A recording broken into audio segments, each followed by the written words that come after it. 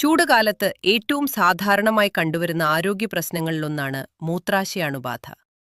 വേണ്ടത്ര വെള്ളം കുടിക്കാത്തതാണ് പലപ്പോഴും മൂത്രാശയ അണുബാധയ്ക്ക് കാരണമാകുന്നത്.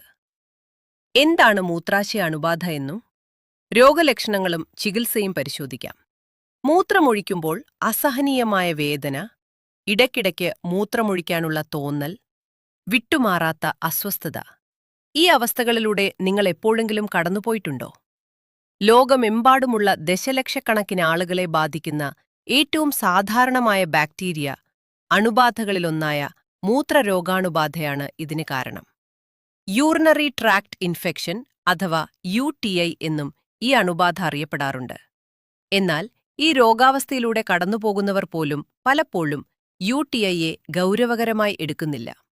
അണുബാധയുടെ പ്രാരംഭ ലക്ഷണങ്ങൾ തള്ളിക്കളയുന്നതും കൃത്യമായ ചികിത്സ ഉറപ്പാക്കാത്തതും മൂത്രരോഗാണുബാധയെ കൂടുതൽ സങ്കീർണമാക്കാറുണ്ട്. എന്താണ് UTI? വൃക്കകൾ, മൂത്രാശയങ്ങൾ, മൂത്രസഞ്ചി, മൂത്രനാളി എന്നിവയുൾപ്പെടെ മൂത്രാശയ വ്യവസ്ഥയുടെ ഏതെങ്കിലും ഭാഗത്തേക്ക് ബാക്ടീരിയ കടന്നുകയറുമ്പോൾ ഉണ്ടാകുന്ന അണുബാധയാണ് മൂത്രരോഗാണുബാധ.